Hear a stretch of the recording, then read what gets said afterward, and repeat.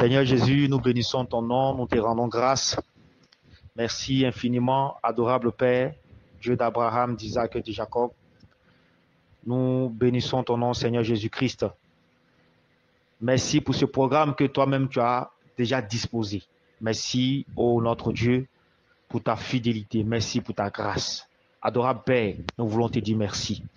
Merci, notre Dieu, pour ce temps d'enseignement que tu as prévu, afin que ton peuple, tes enfants que nous sommes, soyons édifiés. Éternel, nous te recommandons toutes choses à l'instant. Et nous prions que le ciel, la terre, les eaux et les mers fassent silence devant ta majesté. Que tout esprit qui ne confesse pas ton nom, Père, soit lié et jeté dans les ténèbres. Nom de Jésus. Maintenant, Père, par ton esprit, viens ouvrir notre entendement. Viens ouvrir notre esprit pour comprendre ce qui sera dispensé par ta grâce. Je prie, Seigneur, d'utiliser le canal par lequel, Seigneur, ce soir, tu vas nous édifier. Qu'il soit puissamment utilisé. Et que, Père, les mots ne viennent point de lui, mais que cela vienne de toi, notre Dieu Tout-Puissant. Merci encore une fois de plus, Papa Jésus. L'honneur, la gloire, la puissance te reviennent. Au nom de Jésus, nous avons prié. Amen, amen, amen. Shalom, shalom, bien-aimés dans le Seigneur.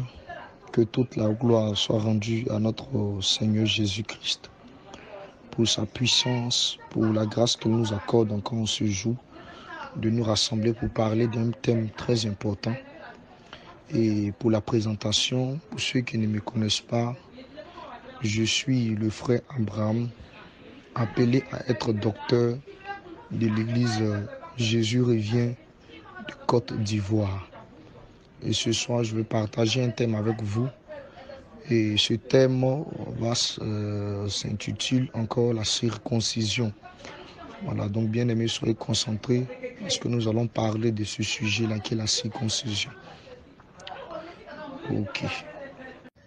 Alléluia, shalom, peuple de Dieu. Voilà, nous voici ainsi à notre enseignement et nous allons laisser la parole au docteur Abraham de la Côte d'Ivoire pour nous édifier à travers le thème la circoncision tirée de Acte 15, verset 1. Docteur Abraham, vous avez la parole. Shalom. Ok, donc je réitère encore mon shalom à tous. Et avant de commencer, on va remettre ce moment entre les mains du Seigneur. Adonai, je bénis ton nom, je te rends toute la gloire. Merci encore de nous avoir rassemblés pour ce moment d'échange, pour ce moment de partage. Je te prie, ô Père Tout-Puissant, de venir par ton esprit encore nous enseigner. Voilà, je te prie encore par ta puissance de venir encore, Père Tout-Puissant, nous orienter, Seigneur Jésus-Christ. Éternel, que ce ne soit pas des discours qu'enseigne la sagesse humaine, mais que ce soit des discours qu'enseigne au Père Tout-Puissant la sagesse de l'Esprit. Je prie en ce jour au Père Tout-Puissant de disposer toutes choses, de par ce message toucher encore tes enfants et de les enseigner encore ce soir. Merci pour ta grâce, merci pour ta puissance. Que toute la gloire te soit rendue dans le nom de Jésus-Christ, nous avons prié. Amen. Donc, pour commencer, on va prendre nos épées dans le livre de Actes, chapitre 15. Nous allons lire les versets 1 jusqu'au verset 5. Je fais la lecture. On dit quelques hommes venus de la Judée enseignaient les frères en disant: si vous n'êtes circoncis selon le rite de Moïse, vous ne pouvez être sauvés. Paul et Barnabas eurent avec eux un débat et une vive discussion, et les frères décidaient que Paul et Barnabas et quelques-uns de leurs monteraient à Jérusalem vers les apôtres et les anciens pour traiter cette question. Après avoir été accompagnés par l'Église, ils poursuivirent les routes à travers la Phénicie et la Samarie, racontant la conversion des païens, et ils causaient une grande joie à tous les frères. Arrivés à Jérusalem, ils furent reçus par l'Église, les apôtres et les anciens, et ils racontaient tout ce que Dieu avait fait avec eux. Alors quelques-uns du parti des pharisiens qui avaient cru se levaient en disant qu'il fallait circoncire les païens et exiger de la loi de Moïse, exiger du moins l'observation de la loi de Moïse. Au verset 6, la première phrase, on dit les apôtres et les anciens se réunissent pour examiner cette affaire. Donc bien aimé, il est question de la circoncision et ça n'a pas commencé maintenant, ça a commencé déjà d'avec les apôtres du Seigneur Jésus-Christ. Voilà. Et Et cette histoire qui s'est levée autour de la circoncision a tellement laissé d'encre qu'il fallait que les apôtres ainsi que les anciens se réunissent pour examiner cette affaire. Donc ce soir, nous, en tant qu'enfants de Dieu, nous nous réunissons autour de la table du Seigneur afin d'examiner cette nourriture qui est déposée sur cette table. Amen. Donc, si nous voulons continuer, nous comprenons que les quelques hommes, au verset 1 du chapitre 15 du livre des Actes, on dit quelques hommes venus de la Judée. Or, ces hommes qui sont venus de la Judée, là, nous voulons savoir en réalité quelle est leur identité. Et au verset 5, on dit alors quelques-uns du parti des pharisiens. Donc, nous comprenons que c'est quelques hommes qui étaient venus de la Judée afin d'enseigner les frères qui avaient cru, étaient venus avec un autre évangile pour troubler, un autre évangile pour distraire, pour déchoir les personnes de la grâce ou encore du salut éternel. Mais il y a quelque chose qu'ils ont commencé à dire. Ils ont dit quelque chose qui a touché notre attention. On dit, si vous n'êtes circoncis selon le rite de Moïse, vous ne pouvez être sauvés.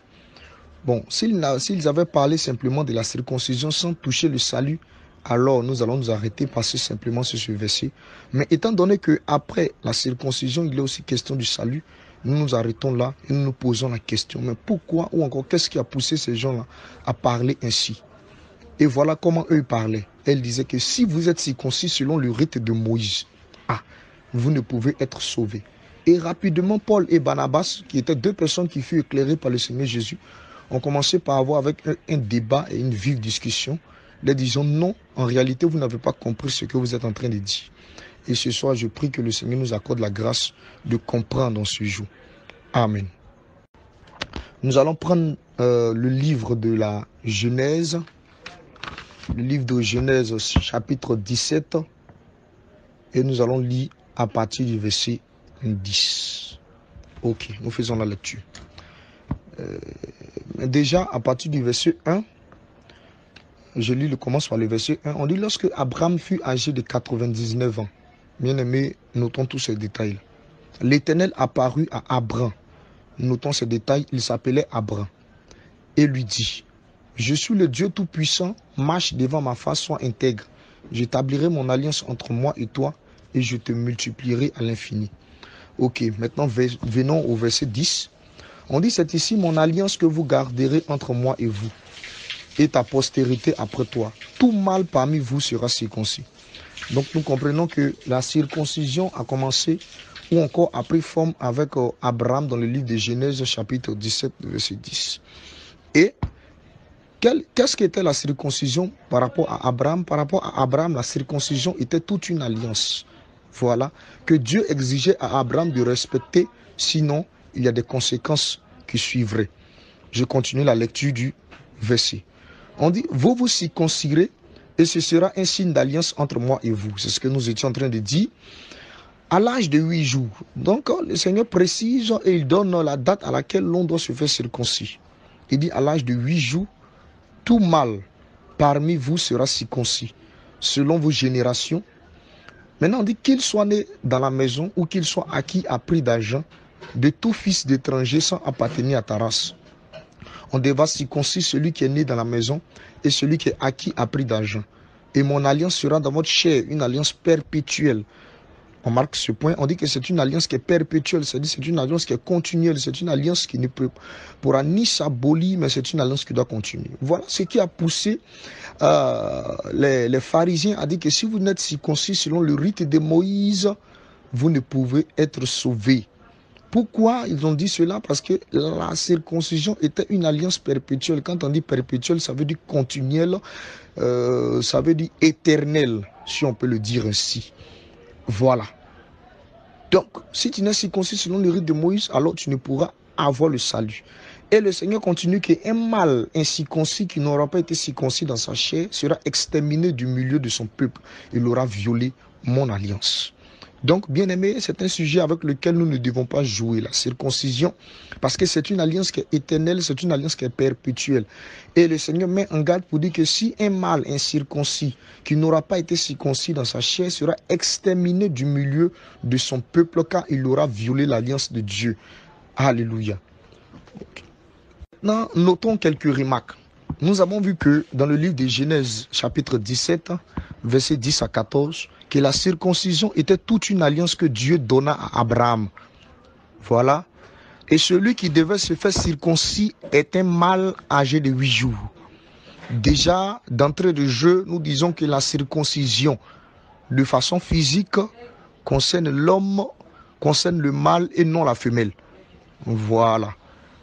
Donc, tout ce qui est comme excision et diabolique vient de Lucifer. Parce que Dieu n'a jamais institué la circoncision de façon physique à la femme, mais plutôt à l'homme. Maintenant, nous remarquons qu'il y a deux catégories de personnes qui doivent se faire circoncis. Voilà, il y a des personnes qui sont nées dans la maison d'Abraham et il y a des personnes qui sont étrangers ou encore esclaves à prix d'argent. Voilà. Et ensuite, on nous dit qu'un incirconcis sera exterminé du milieu du peuple car il aura violé l'alliance du Seigneur Jésus-Christ. Mais bien aimé, qu'est-ce que nous devons comprendre par là? Les gens de l'autre côté ont dit que si vous n'êtes circoncis selon le rite de Moïse, vous ne pourrez obtenir le salut. Mais la question que nous nous posons, est-ce que la circoncision a commencé avec Moïse? Nous disons non, mais nous allons prendre une écriture pour justifier encore cela dans le livre de Jean. Jean chapitre 7. Jean chapitre 7. Et je crois bien le verset 22. Jean chapitre 7, verset 22. C'est Jésus qui parle. Jésus dit que Moïse vous a donné la circoncision, non qu'elle vienne de Moïse. Donc déjà nous comprenons que la circoncision ne vient pas de Moïse, mais elle vient des patriarches. Voilà. Or, qui sont les patriarches dont il est question ici? Les patriarches, c'est Abraham, Isaac et Jacob, selon que Dieu dit, je suis le Dieu d'Abraham, le Dieu d'Isaac et de Jacob. Donc c'est plus tard que Moïse va entrer avec la loi et la circoncision va devenir une loi.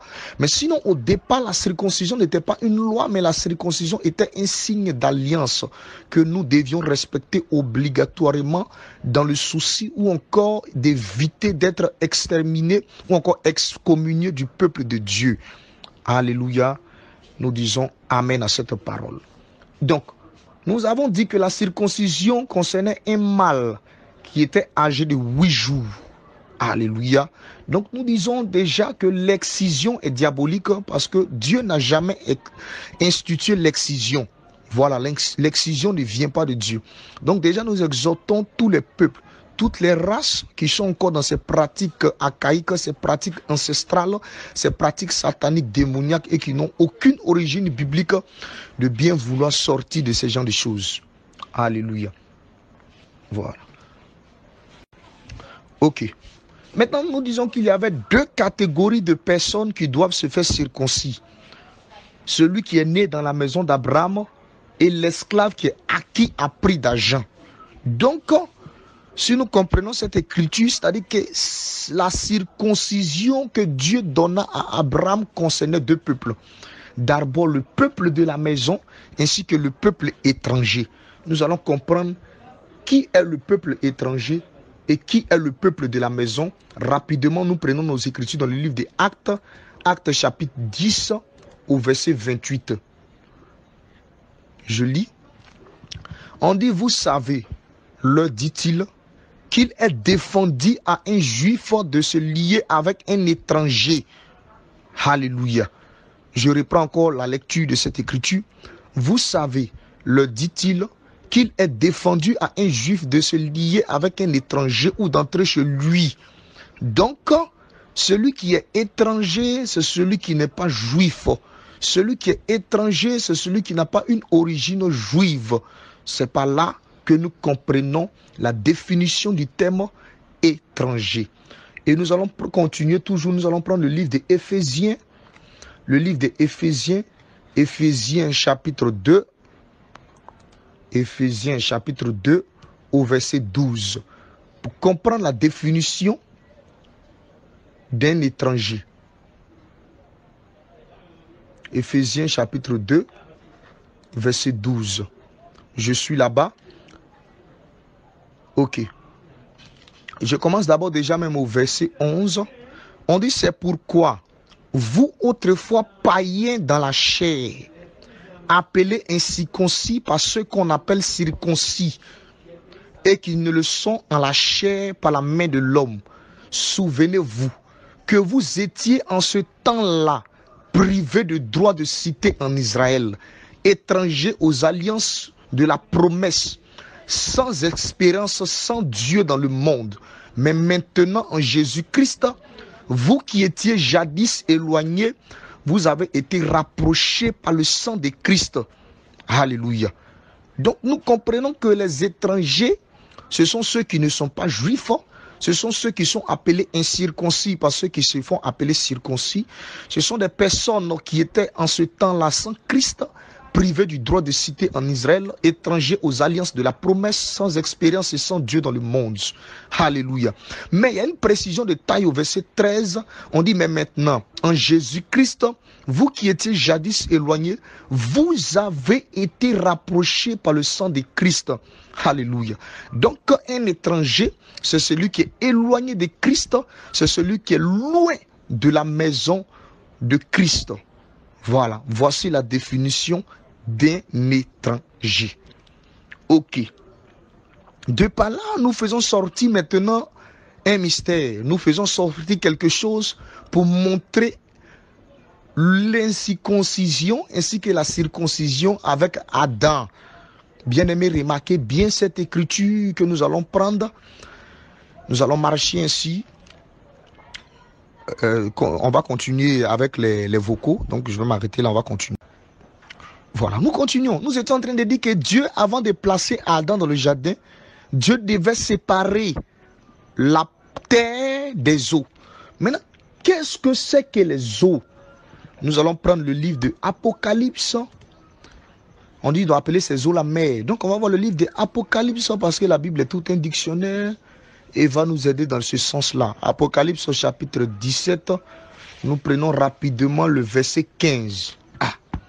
Apocalypse 17, 15, on dit, et il me dit, les eaux que tu as vues, sur lesquelles la prostituée est assise, ce sont des peuples, des foules, des nations. Or, les eaux sur lesquelles la prostituée était assise, ces eaux-là, on les appelait mers. Maintenant, quand la personne qui explique à Jean, lui dit, viens, je te montrerai qu'est-ce que signifie la vision de la femme que tu as vue. Il dit que, et il me dit, les eaux que tu as vues, là, sur lesquelles la prostituée est assise, ce sont des foules, ce sont des peuples, ce sont des nations et ce sont des langues. Donc, nous comprenons par l'écriture de la Genèse chapitre 1, verset 9, Genèse chapitre 1, verset 9, lorsque Dieu dit que les eaux qui sont au-dessous du ciel se rassemblent en un seul lieu, en réalité, toutes ces eaux-là représentaient des foules, ça représentait des peuples, ça représentait des hommes. Voilà. Donc, Dieu, qu'est-ce qu'il a fait pour pouvoir façonner Adam? Dieu a pris la terre, il a séparé des eaux. Donc, quand il prend la terre, il ne sépare des eaux, c'est-à-dire qu'Adam était parmi les foules là, Adam était parmi les peuples et Dieu a retiré Adam des foules, Dieu a retiré Adam des peuples avant que Dieu ne puisse installer Adam dans le jardin. Donc Adam était d'abord étranger, Adam était quelqu'un du dehors et Dieu l'a pris maintenant pour faire quelqu'un du dedans. Mais avant que Dieu ne fasse de lui quelqu'un du dedans, lorsque nous avons lu le livre de la Genèse, chapitre 10, à partir du verset 14, deux catégories de personnes devaient être circoncis. Les gens de la maison qui représentent les Juifs, qui représentent le peuple d'Israël, et les gens du dehors ou encore les étrangers qui représentent les nations. Voilà. Donc, avant d'introduire les étrangers dans la maison, il faudrait que ces étrangers-là se fassent circoncis. Donc, Dieu aussi, avant d'introduire Adam dans le jardin qui est la maison de Dieu, là où Dieu devait se rencontrer avec lui, Dieu aussi devait circoncire Adam. Mais comment Dieu devait circoncire Adam? La circoncision d'Adam consistait simplement à séparer Adam d'avec les eaux. Alléluia. Parce que l'homme c'est la terre, l'homme c'est la poussière. Pourquoi? Parce que l'homme a été tiré ou encore été façonné à partir de la poussière. Donc Dieu devait le séparer. Et cette séparation-là, c'est ça qui est en réalité la circoncision d'Adam. Alléluia. Alléluia. Et nous avons vu encore une troisième partie. On dit qu'un incirconcis sera exterminé du milieu du peuple, car il a violé mon alliance. Alléluia. Suivons maintenant. C'est-à-dire que Dieu prend Adam, Dieu dépose Adam dans le jardin. Adam devient Jean de la maison de Dieu.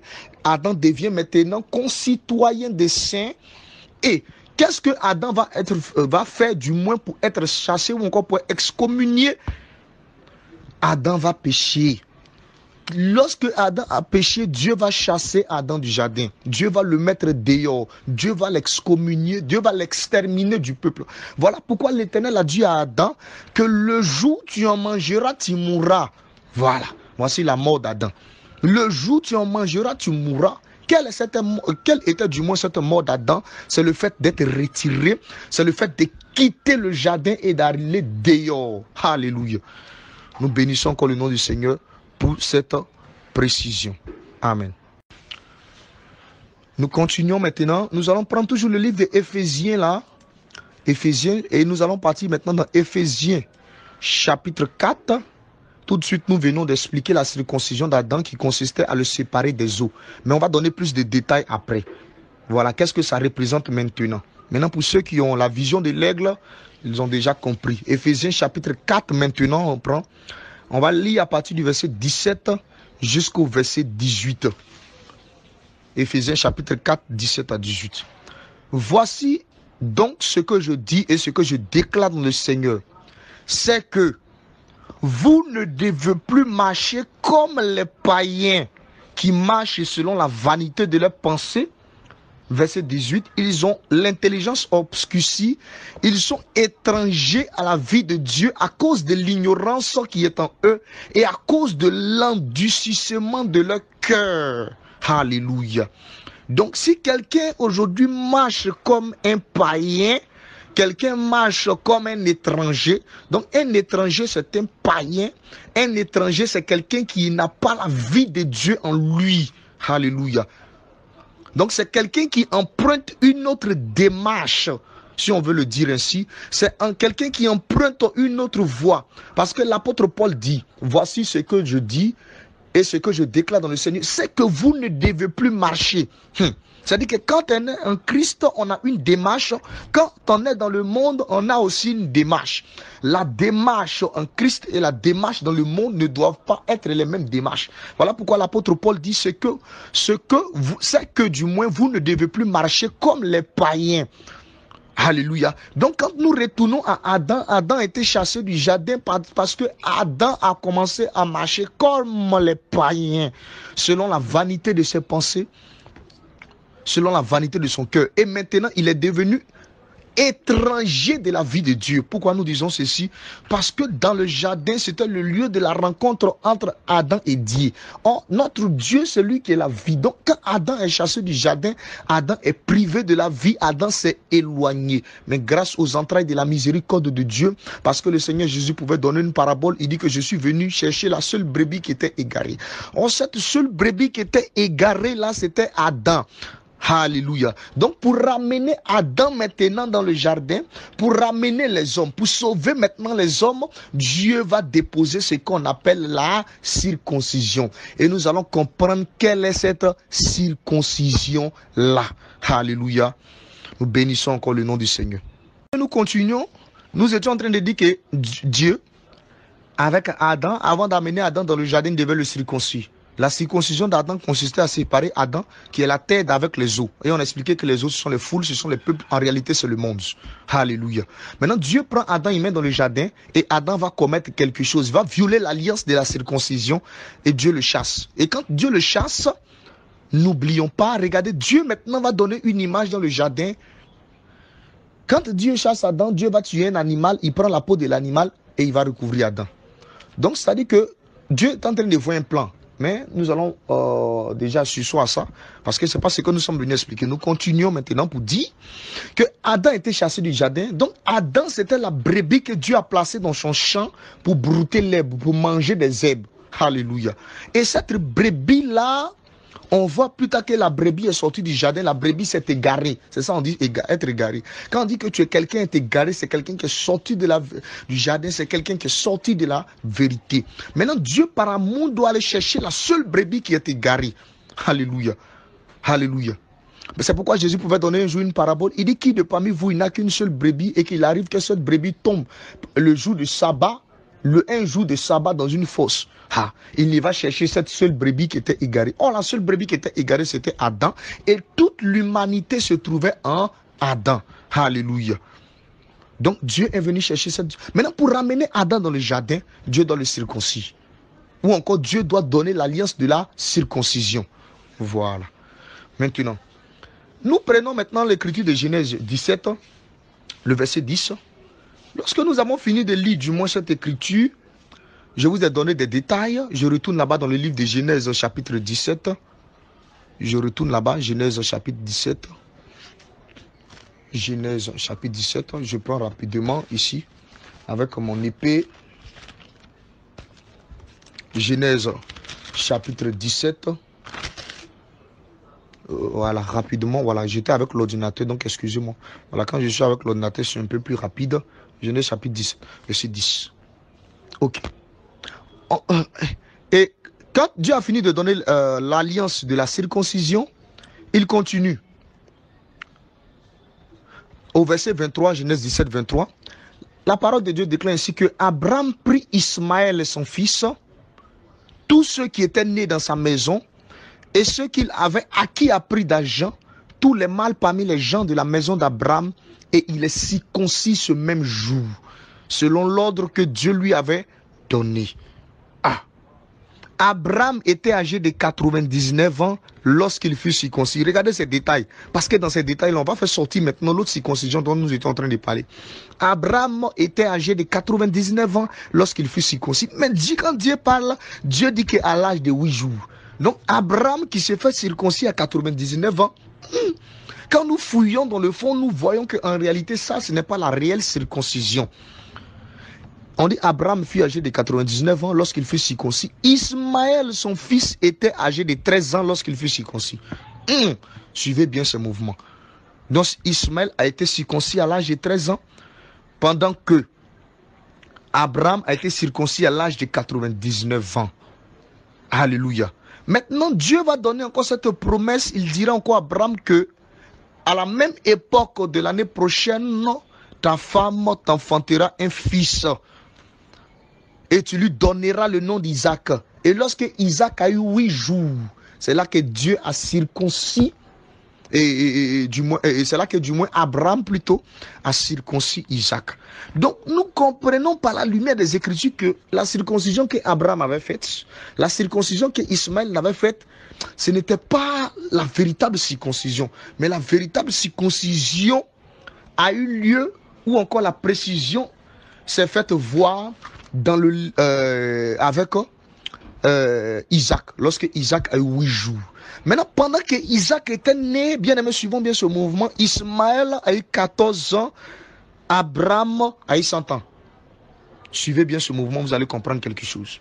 Donc, nous sommes en face là à deux circoncisions. Il y a circoncision au niveau d'Ismaël et il y a circoncision au niveau d'Isaac. Maintenant, ici, Ismaël va constituer comme notre règle, comme notre unité de mesure. Suivez bien. Quand Abraham a 99 ans, Ismaël a 13 ans. Quand Abraham a 100 ans, Ismaël a 14 ans. Alléluia. Donc, nous continuons. Nous étions en train d'indiquer quand Abraham a 99 ans, par rapport à Ismaël, c'est 13 ans. Quand Abraham a 100 ans, par rapport à Ismaël, c'est 14 ans. Suivez bien.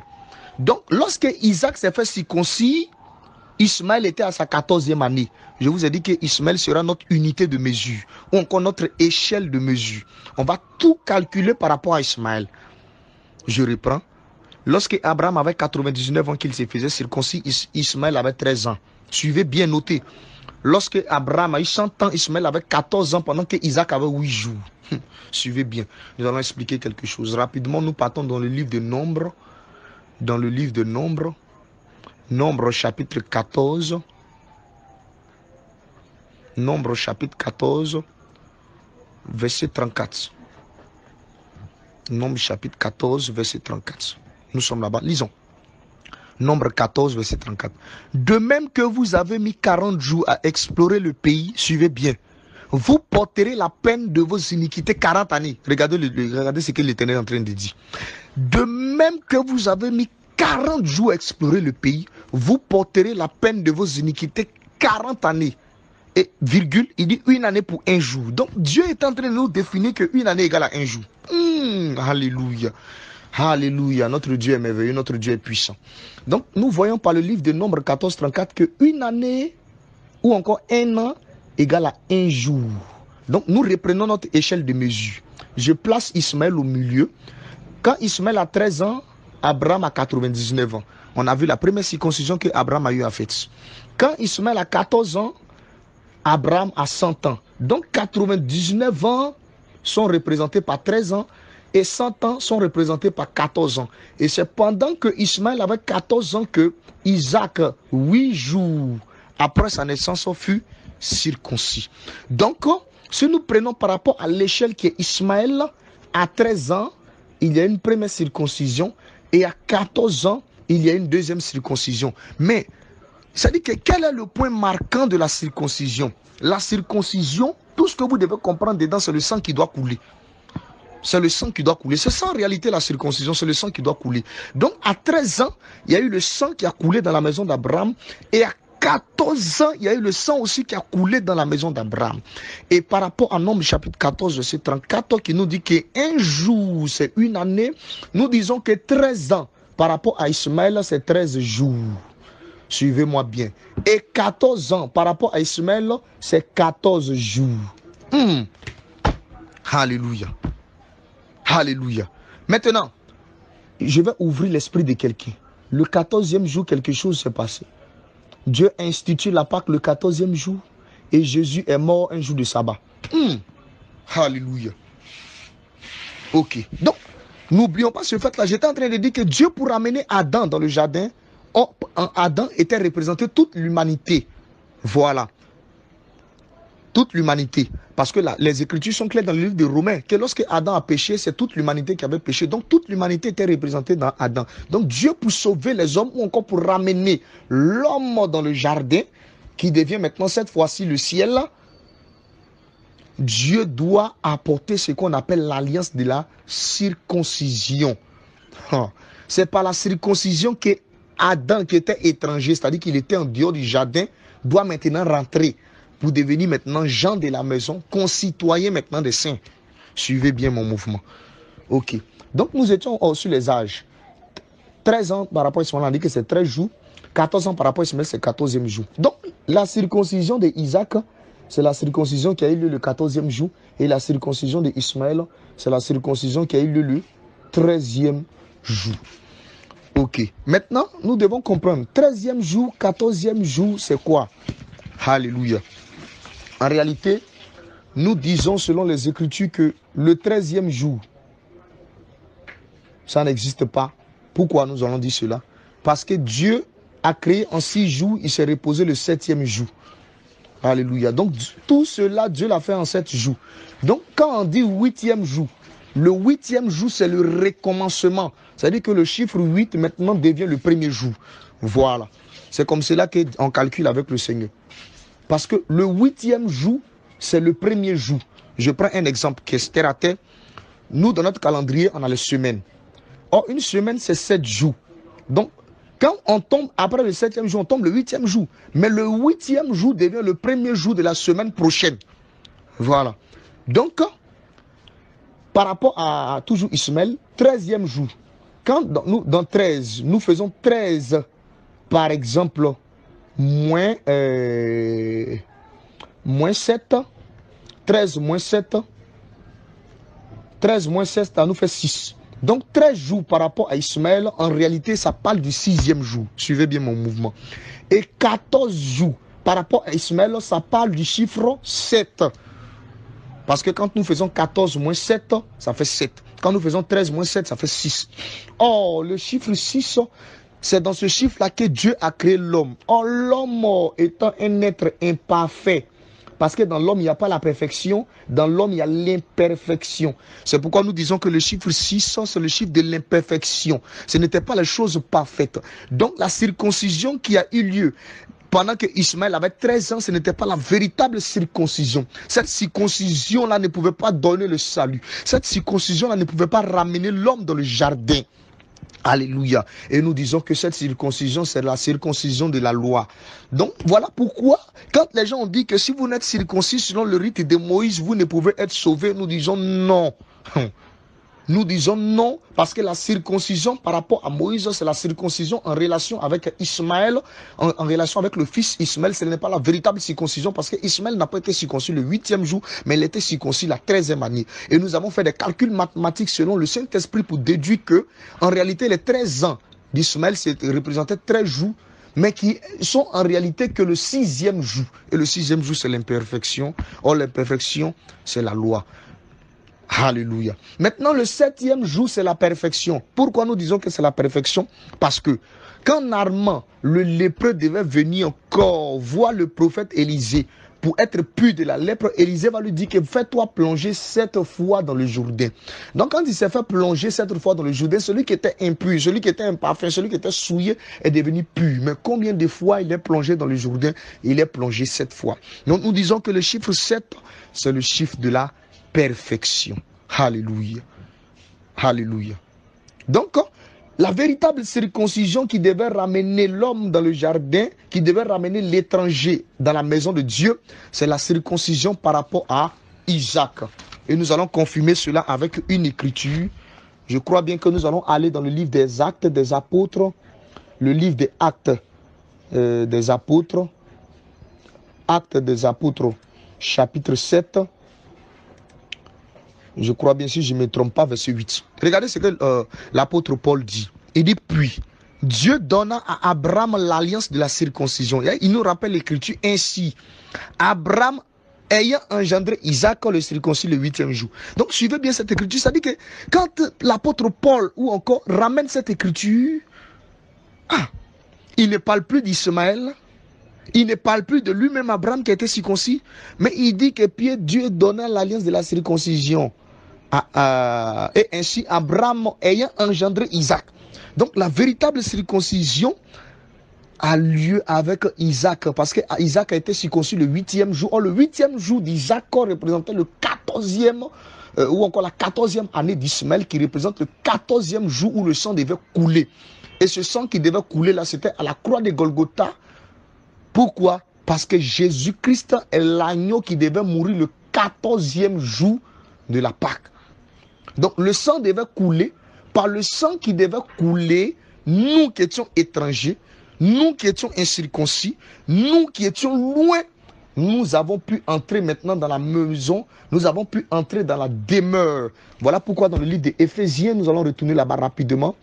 Dans le livre des Éphésiens, chapitre 2, à partir du verset 10, ou encore à partir du verset 11.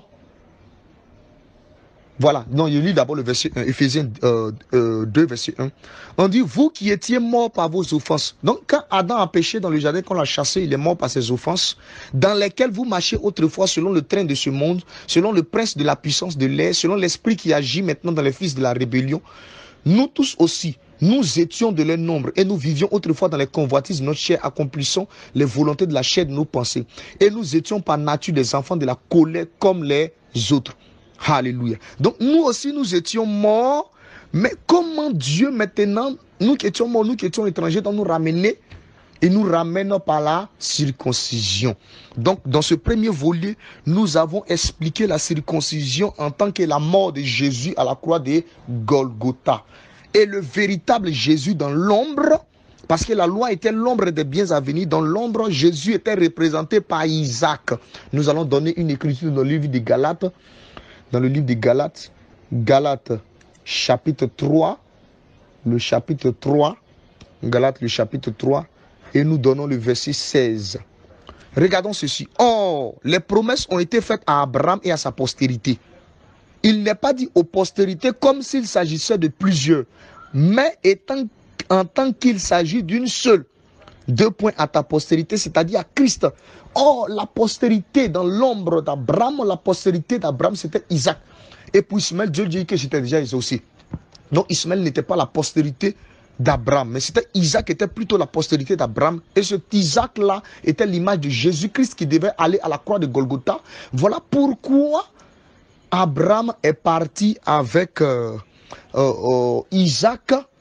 Il est parti avec Isaac au mont Moridja. 3 jours après. Maintenant, et quand ils sont arrivés là-bas dans le livre de Genèse,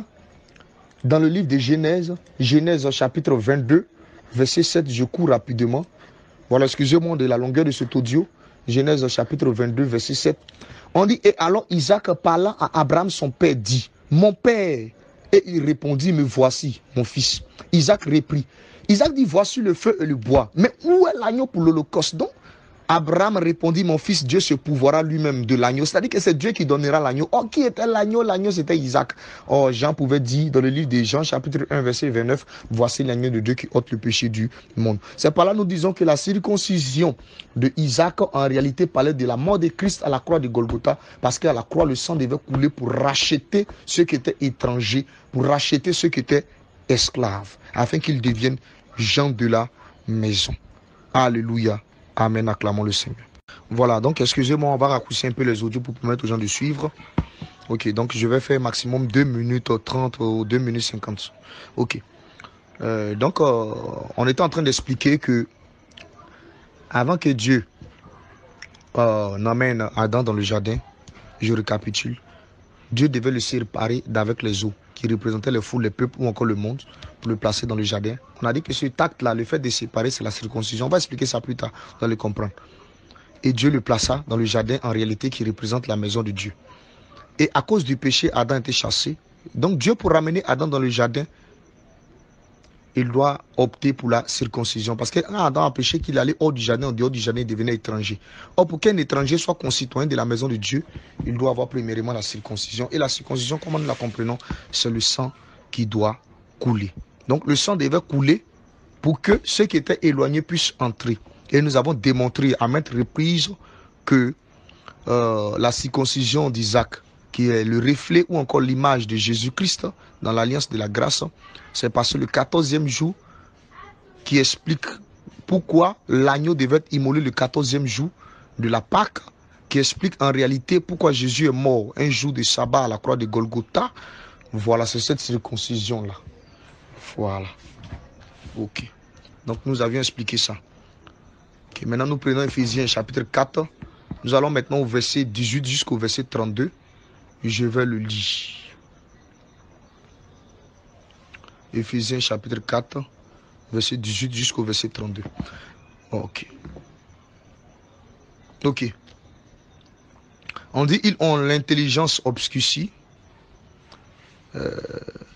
Ils ont l'intelligence obscurcie, ils sont étrangers à la vie de Dieu. On parle des païens à cause de l'ignorance qui est en eux, à cause de l'enseignement. Ayant perdu tout sentiment, ils se sont livrés à la dissolution pour commettre toute espèce d'impureté jointe à la cupidité. Mais vous, ce n'est pas ainsi que vous avez appris Christ, si du moins vous l'avez entendu. Et si conformément à la vérité qui est en Jésus, c'est en lui que vous avez été instruit à vous dépouiller, eu égard de la vie passée du vieil homme qui se corrompt.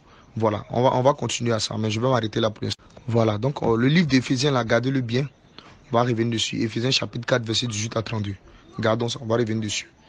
On va continuer la marche. Cette fois-ci, on prendra Genèse chapitre 34, verset 15 à 17. Genèse chapitre 34, verset 15 au verset 17. Je lis. Ok. C'est l'histoire où Sichem ainsi que Hamor ont récupéré la fille Dina. Voilà. Donc c'est cette histoire-là que nous lisons. Au verset 15, on dit: nous ne consentirons à votre désir qu'à la condition que vous deveniez comme nous, et que tout mâle parmi vous soit circoncis. Nous vous donnerons alors nos filles, et nous prendrons pour nous les vôtres. Nous habiterons avec vous, et nous formerons un seul peuple. Mais si vous ne voulez pas nous écouter, vous faire circoncis, nous prendrons notre fille, et nous irons. Ok. Donc nous venons encore de voir que la circoncision encore prend une autre forme. Par la circoncision, dans ce passage que nous venons de lire, les patriarches, c'est-à-dire que Siméon ainsi que Lévi et Jacob le père ainsi que tout le peuple, se distinguait des autres peuples. Voilà pourquoi il disait, nous ne consentirons à votre désir qu'à la condition que vous ne deveniez comme nous. Ça veut dire que ces personnes étaient des étrangers, ces personnes n'étaient pas comme eux. Maintenant, pour que ces personnes deviennent comme eux, les personnes doivent se faire circoncis. Alléluia. Et après que ces personnes puissent se faire circoncis, ils pourront maintenant leur donner leur fille et prendre aussi leur fille. Et il dit que si vous êtes circoncis, alors maintenant nous formerons un seul peuple. Donc en réalité, c'était deux peuples, mais par la circoncision, ils allaient former un. Voilà. Voilà pourquoi nous retournons encore avec Abraham. Nous disons que lorsque Dieu donna l'alliance de la circoncision à Abraham, en réalité, c'était pour que Dieu ainsi qu'Abraham deviennent un. Alléluia. Alléluia. C'est pourquoi Dieu lui dit que voici, si tu gardes mon alliance, je serai ton Dieu. Alléluia. Et le Dieu de ta postérité. Donc, par la circoncision, nous comprenons que de deux, on devient un. Alléluia. Donc, par la circoncision que Dieu donna à Abraham, Dieu voulait être un avec Abraham. Comment nous expliquons cela? Dieu dit à Abraham, il dit, je ferai de toi des nations. Donc, nous comprenons que Abraham, par la définition ou encore par un autre sens qui est spirituel, Abraham veut dire les nations. Donc quand Dieu donne l'alliance de la circoncision aux nations qui sont Abraham, Dieu devait devenir un avec les nations. Or, ces nations-là, bien aimés, comprenez, nous les nations, nous étions des étrangers. Parce que ceux qui étaient habitants de la maison, c'était les Juifs. Alléluia. Donc par la circoncision qui est la mort de Jésus à la croix de Golgotha, nous devenions un avec Dieu, nous qui étions séparés, nous qui étions éloignés de Dieu. Amen. Ok. Et là, nous allons dire quelque chose avant d'avancer. Ils ont dit que avant que nous vous donnions notre fille, il faudrait que vous soyez comme nous. Vous soyez circoncis. Déjà, nous donnons conseil à nos bien-aimés. Ça, ce n'est que juste un conseil de passage. Avant de prendre une fille ou encore toi, femme, avant de prendre un homme, il faudra que la personne soit comme toi. C'est-à-dire la personne soit circoncis comme toi. Si la personne n'est pas circoncis, on ne peut pas épouser ni marier un incirconcis. Voilà. Ça, ce n'était que juste une précision avant d'aller plus loin. Et nous continuons. Voilà. Donc, et il dit aussi que lorsqu'ils vont se faire circoncis, ils habiteront ensemble. Donc, par la circoncision, nous comprenons que ceux qui avaient des habitations séparées vont vivre maintenant sous le même toit. Donc aussi par la circoncision ou encore par la mort de Christ à la croix de Golgotha, Dieu a fait de nous habitants de la maison. Alléluia. Voilà pourquoi l'Écriture dit que rendez continuellement grâce à Dieu qui vous a rendu capable d'avoir part du moins à l'héritage des saints dans la lumière. Donc nous qui étions les gens du dehors, nous qui étions des enfants de la rue, Dieu par la circoncision, par la mort de Jésus à la croix de Golgotha, parce que nous avions expliqué la circoncision comme la mort de Jésus à la croix de Golgotha. Donc par la mort de Jésus à la croix de Golgotha, nous qui étions enfants de la rue, Dieu a fait de nous maintenant des personnes qui dorment sur des matelas ou encore des lits confortables. Alléluia. Amen. Ok, maintenant nous expliquons quelque chose. Nous voyons que les sœurs Dina se trouvaient dans la main du peuple. On va lire, on prend Genèse, toujours chapitre 34 là, on vient au verset 24 jusqu'au verset 29. On dit tous ceux qui étaient venus à la porte de la ville écoutaient Amos et Sichem, son fils, et tous les mâles se firent circoncis. Tous ceux qui étaient venus à la porte de la ville le troisième jour, regardez bien les détails, le troisième jour, pendant qu'ils étaient souffrants, les deux fils de Jacob, Siméon et Lévi, frères de Dina, prirent chacun leur épée, tombaient sur la ville qui se croyait en sécurité et tuaient tous les mâles, et ils passaient au fil de l'épée Amos et Sichem son fils. Ils enlevaient Dina de la maison de Sichem. Donc, leur sœur Dina était dans la maison de Sichem. Alléluia. Suivons bien, il y a quelque chose qui va sauter là. Donc, avant de récupérer Dina dans la maison de Sichem, ils vont demander à ces gens-là de se faire circoncis. Ils vont demander à tous les mâles de se faire circoncis. Mais bien aimé, pourquoi quand on parle de la circoncision, on indexe simplement que le mâle? Nous avons expliqué que la circoncision comme étant la mort de Jésus à la croix de Golgotha, comme étant l'image de l'agneau qui devait être immolé le 14e jour dans le livre de Exode chapitre 12. Et nous disons que L'agneau qui devait être immolé, la Bible a précisé que ça devait être un mâle sans défaut. Voilà pourquoi dans la circoncision, on dit que ce ne sont que des mâles. Voilà. Donc tous les mâles là devaient se faire circoncis avant de récupérer. Hein. Donc tous les mâles devaient se faire circoncis d'abord. Et quand ils se faisaient circoncis, on dit le 3e jour, au verset 25, pendant qu'ils étaient souffrants, pendant qu'ils étaient dans la douleur. Or, quand quelqu'un s'est fait circoncis, il n'a pas la force de lancer coup de poing. Pendant qu'ils étaient devenus faibles, les 2 fils de Jacob, Siméon et Lévi, frères de Dina, pris chacun leur épée, tombaient sur la ville qui se croyait en sécurité. Mais qu'est-ce qu'ils ont fait? Le 3e jour. Regardez tous les détails, c'est là que Jésus-Christ va sortir. C'est-à-dire que Dina, dans la maison de Sichem, était esclave. Donc, pour récupérer cette qui était esclave de la maison de Sichem, il fallait l'acte de la circoncision. Et par la circoncision, les hommes ou encore les mâles devenaient faibles. Donc, par la circoncision, Jésus-Christ devenait faible. Et cette faiblesse-là, il a souffert. C'est pourquoi on dit que ces personnes étaient souffrantes. Et le 3e jour, quand il est ressuscité, il est allé prêcher aux esprits en prison. Il est allé libérer ceux qui étaient esclaves. Il est allé délivrer ceux qui étaient esclaves. Nous disons, alléluia, gloire à Jésus de nous avoir sauvés par la circoncision de Christ à la croix de Golgotha. Nous avons vu tout de suite que la circoncision, c'est la mort de Christ à la croix de Golgotha. Il a fallu que Christ soit circoncis. Il a fallu que le sang coule pour que nous devenions habitants de la cité céleste. Alléluia. Pour que nous devenions habitants de la cité céleste. Donc, bien aimés, nous bénissons le nom du Seigneur d'avoir donné l'alliance de la circoncision à Abraham. Parce que l'alliance de la circoncision qu'il a donnée à Abraham, qui est une alliance perpétuelle, qui est une alliance éternelle, parle de la mort de Jésus à la croix de Golgotha, qui est une alliance qui demeure éternelle. Et par cette alliance éternelle, nous avons été introduits dans le plan de Dieu. Nous sommes devenus habitants. Bien-aimé, gloire à Jésus. Bénissons son nom pour tout ce qu'il fait. Rendons-lui gloire. Rendons-lui encore honneur. Parce qu'il a souffert par la circoncision. Il a subi la douleur. Il a subi tout ce qui est mal. C'est pourquoi nous prenons le livre d'Ésaïe, chapitre 53. Et nous allons voir comment Jésus-Christ a été circoncis à cause de nous. Pour que nous devenions habitants de la maison. Alléluia. Ésaïe chapitre 53, nous lisons une écriture pour bénir encore le nom de notre Dieu. On dit qui a crié à ce qui nous était annoncé, qui a reconnu le bras de l'Éternel, il s'est élevé devant lui comme une fève blanche, comme un rejeton qui sort d'une tête desséchée. Il n'avait ni beauté ni éclat pour attirer nos regards. Son aspect n'avait rien pour nous plaire. Méprisé et abandonné des hommes, homme de douleur, habitué à la souffrance. Or, cette souffrance, c'est la circoncision. Semblable à celui dont on détourne le visage, dont nous l'avons dédaigné. Nous avons fait de lui aucun cas. Cependant, c'est de nos souffrances qu'il a porté. Donc, il a porté nos souffrances. Il a été frappé. Il ne sait même pas comment il a été frappé. Voilà pourquoi les 2 fils de Jacob sont allés frapper tous les mâles. Ils sont allés frapper tous les mâles. Oh, le fait de frapper tous les mâles, ça représentait Jésus qui est en train de subir les coups. Jésus qui est en train d'être frappé. Jésus qui est en train d'être blessé. Jésus qui est en train de souffrir. Afin que Dina, nous qui étions esclaves, nous qui étions liés, nous qui étions dans la maison de Sichem. Or, Sichem, c'était le prince. Et son père, c'était le roi. Alléluia. Nous comprenons que le prince de ce monde nous avait retenu. Le roi de ce monde nous avait retenu. Mais par l'alliance de la circoncision, nous avons été rachetés. Alléluia. Amen. On continue toujours d'expliquer la circoncision. Voilà, par rapport à Christ.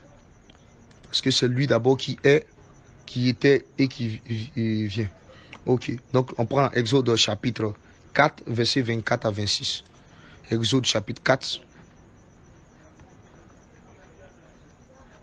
Verset 24 au verset 26. Nous lisons la parole du Seigneur avec considération.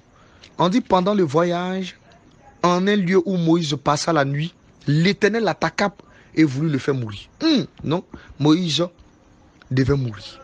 Séphora prit rapidement une épée aiguë, coupa le prépuce de son fils. Elle n'a pas coupé le prépuce de Moïse, parce que Moïse était le père de son fils. Elle n'a pas coupé le prépuce du père, mais elle a coupé le prépuce du fils.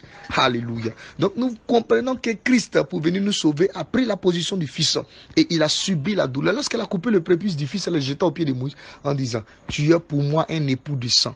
Donc par la circoncision de leur fils, Séphora est devenu pour Moïse un époux de sang. C'est pourquoi nous disons que par la circoncision de Christ à la croix de Golgotha, nous aussi nous sommes devenus épouses. épouses. Nous qui étions des femmes, des concubines, nous qui étions rejetées, nous sommes devenus épouses. Le Seigneur a jeté le regard sur nous. Alléluia. Donc nous expliquons cette circoncision-là par rapport à Moïse. Amen, amen.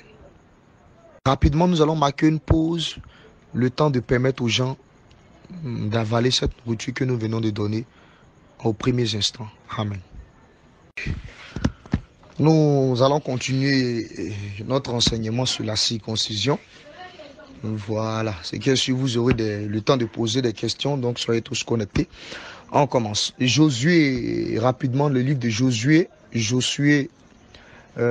chapitre 5, verset 2 à 3. Josué, chapitre 5, verset 2 au verset 3. On dit, en ce temps-là, l'Éternel dit à Josué, fais-toi des couteaux de pierre et circoncis de nouveau les enfants d'Israël. Une seconde fois. Alléluia. Alléluia. Josué se fit des couteaux de pierre et il circoncit les enfants d'Israël sur la colline d'Aralot. Donc, lorsque nous arrivons avec Josué, l'Éternel va dire à Josué de faire des couteaux de pierre et de circoncis de nouveau les enfants d'Israël une seconde fois. Or, nous comprenons que ces personnes avaient été circoncis une première fois. Maintenant, ils vont donner la raison. Au verset 4, on dit, voici la raison pour laquelle Josué les circoncis. Tout le peuple sorti d'Égypte, les mâles, tous les hommes de guerre étaient morts dans le désert, pendant la route, après leur sortie d'Égypte. Tout ce peuple sorti d'Égypte était circoncis. Mais tout le peuple né dans le désert pendant la route, après la sortie d'Égypte, n'avait point été circoncis. Donc, le Seigneur va venir dire encore à Josué de reprendre la circoncision avec le peuple. Pourquoi? Quand il nous donne la raison, il dit parce qu'il y avait un premier peuple qui avait été circoncis, mais tous se sont morts dans le désert. Et ceux qui sont nés dans le désert n'ont pas été circoncis. Mais après ça, nous n'avons pas encore vu quelque part où, après Josué, Dieu a pris un autre serviteur pour lui rappeler l'alliance de la circoncision. Non. Mais qu'est-ce que nous voulons expliquer par là? Nous voulons expliquer que déjà, il y a une première circoncision après qu'ils sortent de l'Égypte. Et il y a une deuxième circoncision avec Josué. Mais la première circoncision qui a été faite, tous ces hommes qui ont été circoncis sont morts dans le désert. Alléluia. Mais la seconde circoncision, ces personnes-là ont pu traverser le Jourdain et ils sont entrés à Canaan. C'est par là que nous plaçons maintenant les deux types de circoncision. La première circoncision qui est la circoncision selon le rite de Moïse. Cette circoncision ne sauve pas. Voici pourquoi ces personnes sont mortes. Voilà pourquoi nous répondons dans le livre des Actes chapitre 15, à partir du verset 1, lorsque les personnes disaient que si vous ne vous faites pas circoncis selon les rites de Moïse, vous ne serez pas sauvés. Mais toutes les personnes qui ont été faites circoncis selon les rites de Moïse sont mortes du moins. Mais la seconde circoncision, c'est la circoncision avec Josué. Quand nous prenons la définition du mot Josué, Josué aussi signifie l'Éternel Sauveur. Or, quand Jésus-Christ est né, on dit que tu lui donneras le nom de Jésus, celui qui sauvera. Donc, Josué était l'image de Jésus-Christ qui devait circoncis pour que le peuple puisse arriver à Canaan. Ok. Donc, nous plaçons ces deux circoncisions-là comme la première circoncision, la circoncision liée à la loi, et la seconde circoncision, la circoncision liée à la grâce. Mais celle qui sauve, c'est la circoncision de Josué, c'est la circoncision de Christ, parce que c'est par le sang de Christ que nous avons été sauvés. Amen. Okay. Nous continuons encore pour dire quelque chose. Les éléments qui ont été utilisés pour la circoncision, si vous remarquez bien, il y avait couteau de pierre. Après couteau de pierre, c'est quelqu'un par la main qui va circoncire la personne. Alléluia. Ok. Déjà, nous allons entérimer sur ce qui arrive devant. Qu'est-ce qui représente le couteau? Qu'est-ce qui représente la main? Le couteau déjà qui doit circoncire, aujourd'hui, sous le temps de la grâce, ce couteau-là, c'est l'épée à double tranchant, c'est la parole. Et la main qui doit circoncire, la main qui doit tenir le couteau, cette main à 5 doigts, ce sont les ministres de l'évangile. Donc aujourd'hui, selon l'alliance de la grâce, la circoncision qui est valable, la circoncision qui sauve, ce n'est pas la circoncision prendre un couteau et aller couper le prépuce de son fils. Ce n'était que l'image, l'ombre. Mais la véritable circoncision, c'est la parole qui est comme une épée qui doit circoncire, qui doit couper, qui doit blesser, qui doit faire couler le sang. Mais, quelle est cette circoncision-là? Alléluia.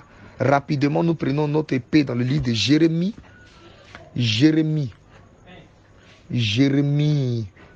Rapidement, mon frère Jérémie vient m'aider dans ce combat. Jérémie chapitre 4, verset 4. Ok. Alors, on va commencer à lire à partir du verset 3. On dit qu'ainsi parle l'Éternel aux hommes de Juda et de Jérusalem. Défrichez-vous un nouveau champ et ne semez pas parmi les épines. Et réel, c'est que le Seigneur dit, circoncisez-vous pour l'Éternel. Au verset 4. Circoncisez vos cœurs, hommes de Juda et habitants de Jérusalem, de peur que ma colère n'éclate comme un feu et ne s'enflamme sans qu'on ne puisse l'éteindre à cause de la méchanceté de vos actions. L'Éternel n'a pas dit circonciser. Mais cette fois-ci, il dit que non, il n'a pas dit circonciser les prépuces, mais il dit circonciser vos cœurs. Donc nous comprenons que la circoncision qui est valable aujourd'hui, qui sauve, c'est la circoncision du cœur. Mais pourquoi la circoncision du cœur? Dans le même verset 4, il dit de peur que ma colère ne s'éclate comme un feu. Or, le feu représente le jugement. C'est-à-dire que pour éviter le jugement, il faut se faire circoncire. Mais quelle circoncision? La circoncision du cœur. Maintenant, qu'est-ce qu'il y a dans le cœur là? Pourquoi on va se circoncire le cœur? Au verset, toujours au même verset 4 là, la dernière portion de phrase, il dit à cause de la méchanceté de vos actions. Kitoko, j'aime la précision des Écritures. À cause de la méchanceté de vos actions. Donc aujourd'hui, ce que nous devons circoncire, c'est notre cœur. Mais notre cœur est rempli de quoi? De méchanceté. Donc la circoncision se fait par la parole, par le biais des ministres de la parole qui doivent nous enseigner la vérité de Dieu, la vérité qui doit venir encore comme une épée pour nous blesser, pour trancher, pour retirer la méchanceté, pour retirer tout ce qui est mal à l'intérieur de notre cœur. C'est le deuxième volet de la circoncision. Voilà pourquoi lorsque nous étions en train d'expliquer, on dit que Adam, pour revenir encore dans le jardin, Adam devait être circoncis. C'est-à-dire que Adam, là, cette deuxième circoncision-là, Dieu devait circoncire son cœur. Amen. Ok. Maintenant, pourquoi on dit à cause de la méchanceté de vos actions? On va continuer dans un prochain audio. Nous prenons rapidement Genèse chapitre 6. Genèse chapitre 6, verset 5. On lit. L'autre côté là-bas, on dit circoncisez-vous à cause de la colère, à cause du jugement, mais à cause aussi de la méchanceté de vos actions. Pourquoi il dit ça? Au verset 5, Genèse chapitre 6, verset 5, on dit l'Éternel vit que la méchanceté des hommes était grande sur la terre. L'Éternel a vu la méchanceté. Et que toutes les pensées de leur cœur se portaient chaque jour uniquement vers le mal. L'Éternel se repentit d'avoir fait l'homme sur la terre. Il fut affligé en son cœur. Et l'Éternel dit, j'exterminerai de la surface de la terre l'homme que j'ai créé. Donc on revient encore exterminer. Depuis l'homme jusqu'au bétail, aux reptiles et aux oiseaux du ciel, car je me répands de les avoir faits. Mais regardez au verset 8. On dit, mais Noé trouva grâce aux yeux de l'Éternel. Pourquoi Noé trouva grâce aux yeux de l'Éternel? Parce que Noé, quand Dieu a regardé la surface de la terre, Dieu n'a pas vu la méchanceté dans le cœur de Noé. Pourquoi? C'est par là que nous disons que Noé était un homme circoncis. Pourquoi il était un homme circoncis? Parce que quand l'Éternel l'a vu, l'Éternel a vu dans son cœur la justice. Alléluia. Alléluia. Nous bénissons encore le nom du Seigneur. Donc Noé était tout un homme circoncis. C'est parce que Noé était circoncis qu'il pouvait rentrer dans l'arche. Or l'arche, en réalité, parle de l'éternité, parle du ciel. Donc pour être épargné du déluge, qui est le jugement, qui est la colère de Dieu, qui sont les frappes de Dieu, il faut être circoncis. Il faut trouver grâce aux yeux de l'Éternel. Et cette circoncision-là, c'est au niveau du cœur.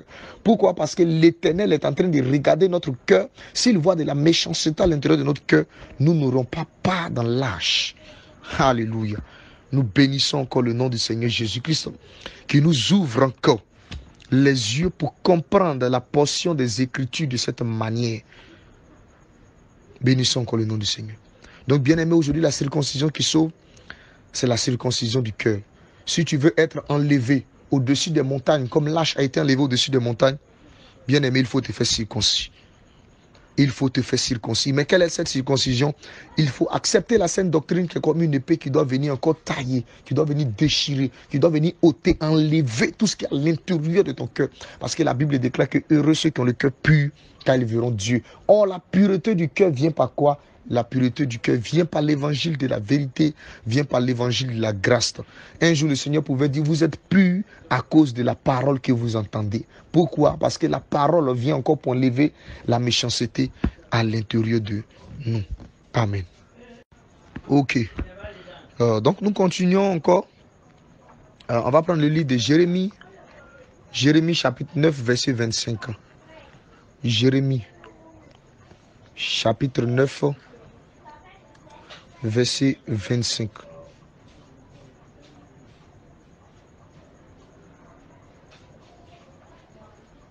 Voilà. Jérémie chapitre 9, verset 25. On dit, voici les jours viennent, dit l'Éternel, où je châtierai tous les circoncis qui ne le sont pas de cœur. Bien-aimés, laissez-moi vous dire que le jugement est pour bientôt. Et pour éviter le jugement, il faut la circoncision. Et laquelle circoncision? La circoncision du cœur. J'encourage mes bien-aimés dans le Seigneur, j'encourage mes bien-aimés en Christ de rechercher la circoncision dans le cœur. Alléluia. Mais nous avons dit que la circoncision c'est fait avec le couteau qui est l'épée, qui est la parole. Et aussi avec la main qui représente les 5 doigts qui sont les ministres.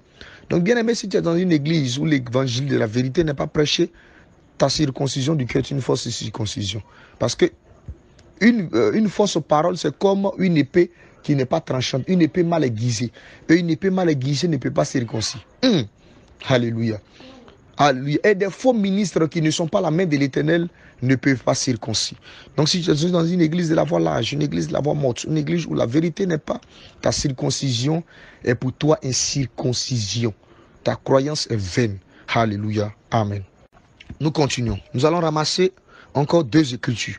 Le livre de Deutéronome chapitre 10. Nous courons pour aller là-bas. Deutéronome chapitre 10. Deutéronome chapitre 10, verset 16. Ok.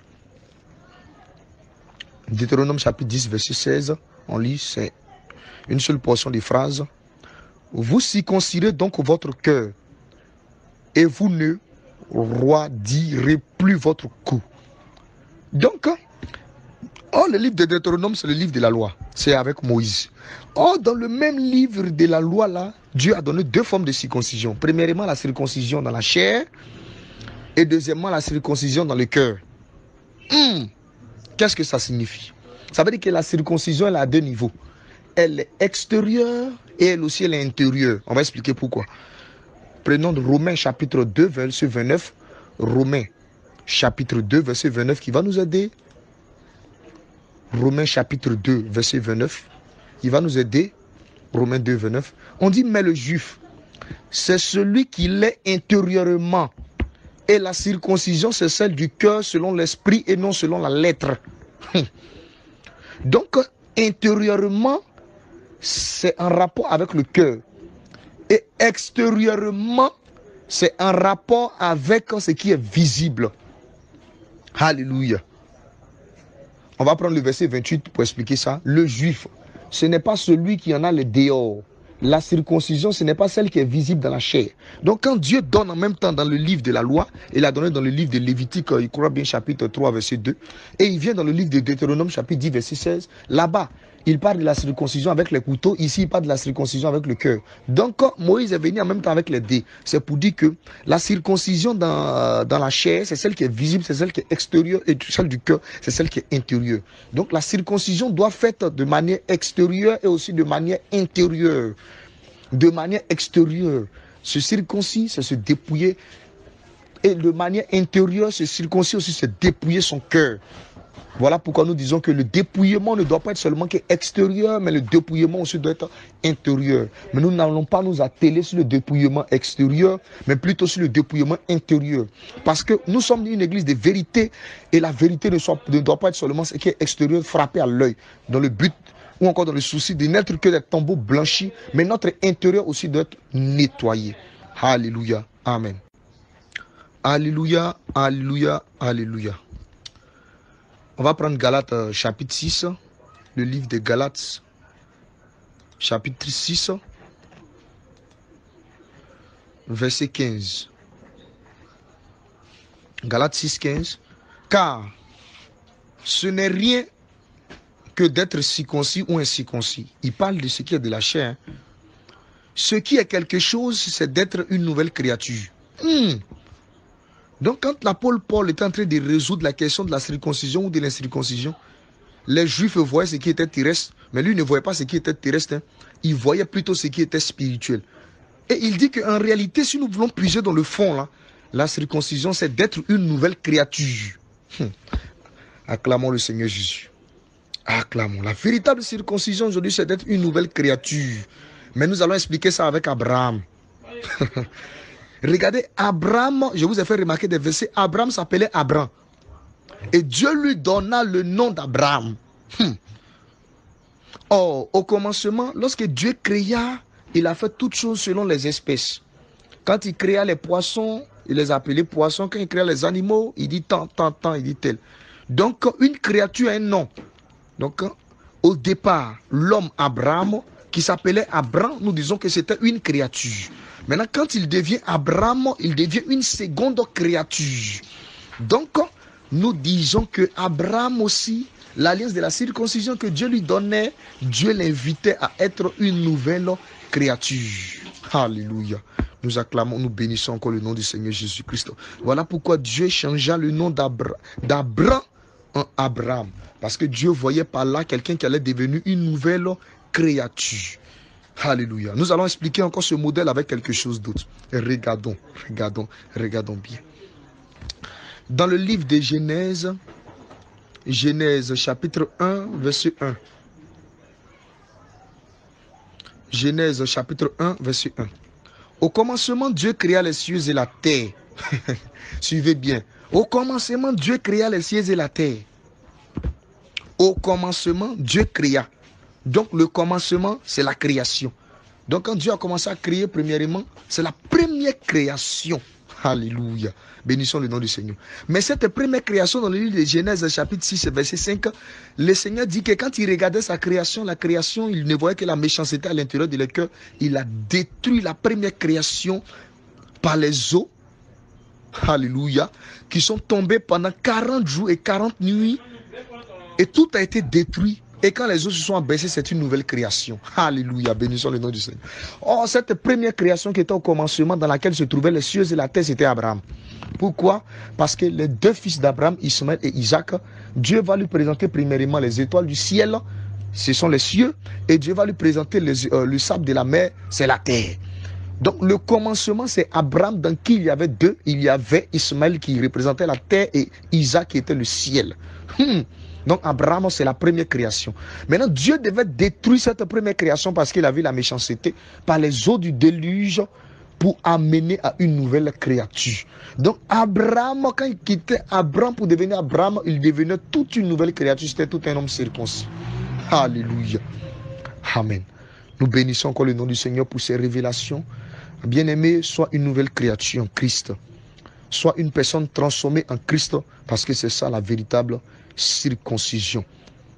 Quand nous continuons pour dire, Dieu fit pleuvoir pendant 40 jours et 40 nuits sur la première création, sur la première terre. Mais pourquoi pendant 40 jours et 40 nuits? Parce que le chiffre 40, le peuple d'Israël a fait 40 ans dans le désert. Or, 40 ans dans le désert, c'est être brûlé par le soleil. Il devait passer par les épreuves. Il devait passer par les persécutions. Alléluia. Donc quand Dieu est en train de frapper la terre pendant 40 jours et 40 nuits, en réalité, Dieu est en train de faire passer la terre par le chiffre 40, qui est le chiffre de l'épreuve, le chiffre de la persécution, afin d'être brisé, afin d'être détruit, afin d'être blessé, pour être une nouvelle créature. Alléluia. Bien-aimé, si tu n'es pas une nouvelle créature, tu ne peux jamais hériter le royaume des cieux. Tu ne pourras jamais hériter le royaume des cieux. Amen, amen, amen. Maintenant, on va voir qu'est-ce que c'est qu'une nouvelle créature. Nous prenons les Écritures dans le livre de 2 Corinthiens. 2 Corinthiens chapitre 5, verset 17. 2 Corinthiens chapitre 5 verset 17. On va expliquer qu'est-ce que c'est qu'une nouvelle créature. Si quelqu'un est en Christ, il est une nouvelle créature. Les choses anciennes sont passées. Voici, toutes choses sont devenues nouvelles. Donc, être une nouvelle créature, c'est laisser les choses anciennes pour des choses nouvelles. Wow. C'est là nous comprenons que le peuple qui est mort dans le désert n'était pas une nouvelle créature. Pourquoi? Parce qu'ils n'oubliaient pas les concombres d'Égypte. Ils n'oubliaient pas les viandes qu'ils mangeaient en Égypte. Parce qu'ils avaient les choses anciennes encore en eux. Voilà pourquoi ils sont morts dans le désert. Alléluia. Maintenant, ceux qui sont entrés dans Canaan, c'était ceux qui étaient nés. Or, ceux qui étaient nés, c'était la nouvelle créature. C'est-à-dire que tous ceux qui étaient vieux, tous ceux qui étaient âgés sont morts. Maintenant, c'est ceux qui sont nés dans le désert qui sont entrés à Canaan. C'est par là nous disons que pour entrer à Canaan, il faut faire mourir le vieil homme afin de devenir une nouvelle créature. Et le fait de mourir, le vieil homme pour devenir une nouvelle créature, c'est ça la circoncision. Si vous n'êtes circoncis selon le rite de Christ et non le rite de Moïse, si vous n'êtes circoncis selon le rite de Christ, vous ne pourrez jamais hériter le royaume des cieux. Donc, être une nouvelle créature, c'est de laisser les choses anciennes et que toutes choses maintenant deviennent nouvelles. Maintenant, quelles sont les choses qui sont anciennes? Alléluia. Maintenant, nous allons voir qu'est-ce que c'est que marcher dans une nouveauté de vie ou encore qu'est-ce que c'est qu'une nouvelle créature et laisser les choses anciennes. On retourne dans le livre d'Éphésiens, je vous avais donné ce verset-là, Éphésiens chapitre 4, verset 17. Voici donc ce que je dis. Et ce que je déclare dans le Seigneur, c'est que vous ne devez plus marcher comme les païens, qui marchent selon la vanité de leurs pensées. Ils ont l'intelligence obscurcie. Ils sont étrangers à la vie de Dieu, à cause de l'ignorance qui est en eux, à cause de l'endurcissement de leur cœur. Ayant perdu tout sentiment, ils se sont livrés à la dissolution pour commettre toute espèce d'impureté et de cupidité. Mais vous, ce n'est pas ainsi que vous avez appris Christ, si du moins vous l'avez entendu, et si conformément à la vérité qui est en Jésus, c'est en lui que vous avez été instruit, à vous dépouiller. Au verset 22, la partie importante du film, à vous dépouiller, eu égard à votre vie passée, c'est ça l'ancienne nature, du vieil homme qui se corrompt par les convoitises trompeuses. Donc c'est retirer le vieil homme et à être renouvelé dans l'esprit de votre intelligence, à revêtir l'homme nouveau. Donc c'est ça une nouveauté de vie, créée selon Dieu dans une justice et une sainteté que produit la vérité. L'homme nouveau ici parle de Christ, c'est-à-dire à revêtir les sentiments de Christ, à marcher selon Christ. Verset 25, on dit c'est pourquoi, voilà, renoncer au mensonge. Donc toute personne qui vit dans le mensonge n'est pas circoncis. Et que chacun de vous parle selon la vérité à son prochain, car nous sommes membres les uns les autres. Si vous vous mettez en colère, ne péchez point. Et que le soleil ne se couche pas sur votre colère. Donc s'il y a encore de la colère en toi, c'est que tu n'es pas un homme circoncis. Et ne donnez pas accès au diable. Que celui qui dérobait ne dérobe plus, mais plutôt travaille en faisant de ses mains ce qui est bien. Donc celui qui est un voleur n'est pas un homme circoncis. Pour avoir de quoi à donner à celui qui est dans le besoin. Qu'il ne sorte de votre bouche aucune parole mauvaise. Donc celui qui dit encore des paroles mauvaises, celui qui est là à injurer ses enfants, celui qui est là à maudire son mari, celui qui est là à parler mal, à faire sortir des mauvaises paroles à l'intérieur de sa bouche, n'est pas un homme circoncis. Donc bien aimé, c'est le temps de se vérifier, est-ce que nous sommes circoncis? Mais qu'il y a lieu quelques bonnes paroles qui servent à l'édification et communiquent une grâce à ceux qui l'entendent. N'attristez pas le Saint-Esprit de Dieu par lequel vous avez été scellés pour le jour de la rédemption. Ce n'est pas encore fini au verset 31. Quitte que toute amertume. Or, qu'est-ce que c'est que l'amertume? L'amertume, c'est ne pas oublier ce que l'on t'a fait. Bien aimé, s'il y a ça à l'intérieur de ton cœur, tu n'es pas un circoncis. Toute animosité, quelqu'un qui marche dans l'animosité, c'est-à-dire que quelqu'un qui est en Christ qui se comporte comme un païen. C'est ça on dit l'animosité. Parce que marcher dans l'animosité, c'est se comporter comme un animal. Or, la Bible déclare que l'homme animal ne reçoit pas les choses de Christ. Or, l'homme animal, c'est le païen. On dit toute colère, toute clameur.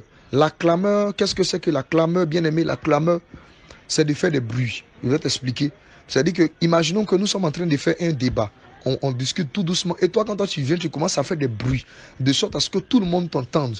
Elle commence à faire des bruits. Petite discussion dans la maison devient tout un bruit. Bien aimé, toi qui es une femme, toi qui es un homme, qui aime beaucoup les vives discussions, à faire des bruits dans la maison, c'est la clameur. Il dit toute calomnie, toute espèce de méchanceté disparaisse du milieu de vous. Soyez bons les uns envers les autres, vous pardonnons réciproquement comme Dieu vous a pardonné. C'est ça la véritable circoncision.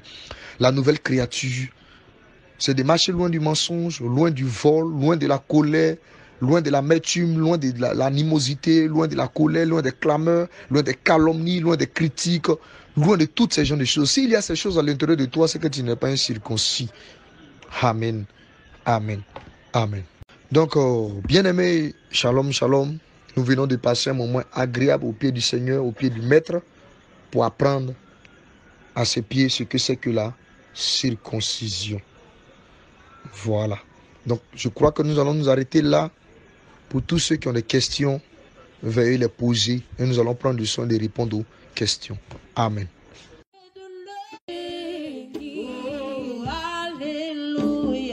Béni soit le Dieu d'Israël. Il donne l'enfant à la reine. Béni. Il donne l'enfant à Sarah. Béni. Il a ouvert les yeux de Bartimée. Béni soit le Dieu d'Israël. Il donne un enfant à la stérile. Je ne peux manquer de te bénir. Car tu es mon rocher. Béni soit le Dieu d'Israël. Même dans les cieux, les 24 criards. Prosterné t'adorer. Je ne peux manquer de te bénir. Béni soit le Dieu d'Israël. Tu fais du ciel ton trône. Béni. Et la terre ton marchepied. Béni. Oh, alléluia.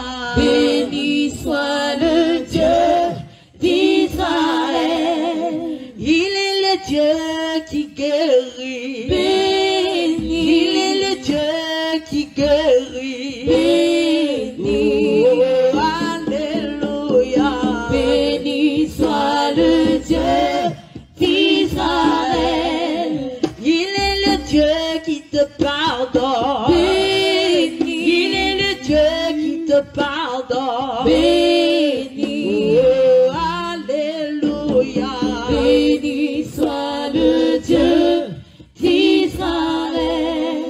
Il tient ce monde dans ses mains. Béni. Il tient ta vie dans ses mains. Béni. Il faut l'adorer. Béni soit le Dieu d'Israël. Il tient ce monde dans ses mains. Béni. Il tient ta vie en ses mains. Béni. Oh, alléluia. Béni soit le Dieu d'Israël. Il est l'alpha et l'oméga. Béni. Le lion de la tribu de Juda. Béni. Oh, alléluia. Béni soit le Dieu d'Israël. Il est le Dieu de Jésus revient. Béni. Il est le Dieu de Jésus revient. Béni. Élève la voix, bébé béni. Béni soit le Dieu d'Israël. Même les enfants te bénissent. Béni. La nature entière te bénit. Béni. Oh, toi le Dieu suprême. Béni soit le Dieu d'Israël. Les enfants te bénissent. Béni. Même les paradis te bénissent. Béni. Et si les aveugles te bénissent. Béni soit le Dieu d'Israël. Les inventants te bénissent. Béni. Les paralytiques te bénissent. Béni. Oui, les sourds te bénissent.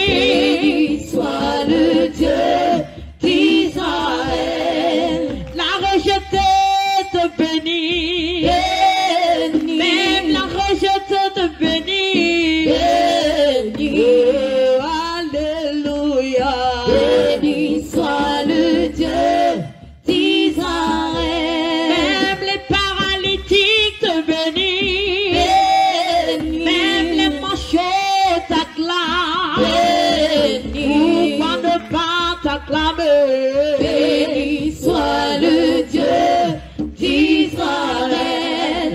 Les paralytiques louent Papa. Les bêtes te louent Yahweh. Tu mérites l'adoration. Béni soit le Dieu d'Israël. Ma femme stérile crie à Babel. Crie à toi. Et pourquoi elle te bénit? Béni soit le Dieu d'Israël. Même les malades t'adorent. Même les morts te louent, Papa. Alléluia. Béni soit le Dieu d'Israël. Toute la nature entière te loue. Le monde entier veut t'adorer. Alléluia. Béni soit le Dieu d'Israël. Tu es le Dieu d'Israël. Béni. Tu es le Dieu de Bassan. Béni. Le Dieu de Jésus revient. Béni soit le Dieu d'Israël. Tu es le Dieu de ma vie. Béni. Tu es le Dieu de mes frères. Béni. Le Dieu qui m'a sauvé. Béni soit le Dieu d'Israël. Le Dieu qui guérit les maladies. Béni. Ce qui peut sembler impossible et à toi. Béni. C'est celui qui peut se comparer. Béni soit le Dieu d'Israël. Tu es l'unique frère sauveur qui est. Béni. Qui nous fait connaître ta parole. Béni. C'est pourquoi je veux te bénir. Béni soit le Dieu d'Israël. Tu tiens ce moment en tes mains. Qui contrôle ma vie, oh Papa. Béni. Je veux te bénir. Béni soit le Dieu d'Israël. Il est le Dieu de Moïse. Béni. Il est le Dieu d'Abraham. Béni. Alléluia. Béni soit le Dieu d'Israël. Il est le Dieu de Jacob. Béni. Il est le Dieu qui nous connaît. Béni. Alléluia.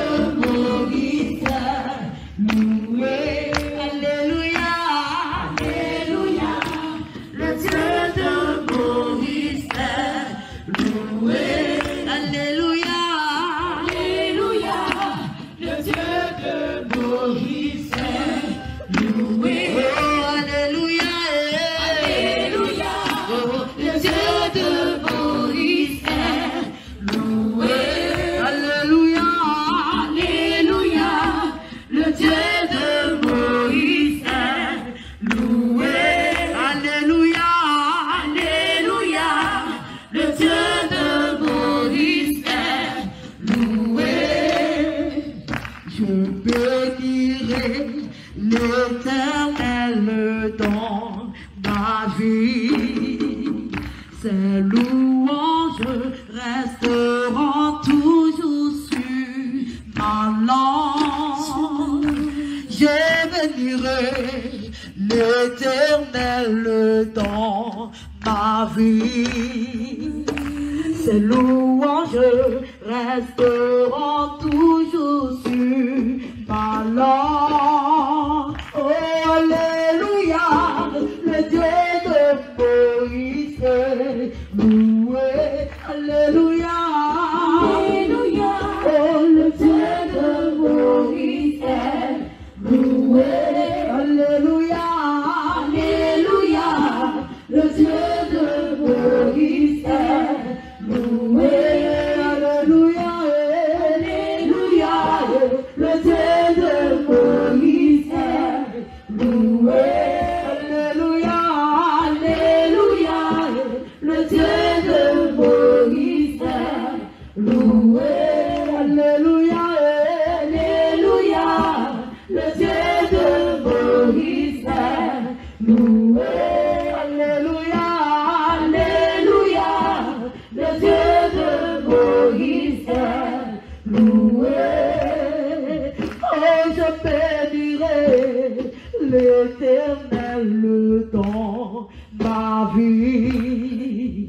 Ses louanges resteront toujours sur ma langue. Moi, je bénirai l'Éternel dans ma vie. Ses louanges resteront toujours sur ma langue. Alléluia, le Dieu de Moïse est loué.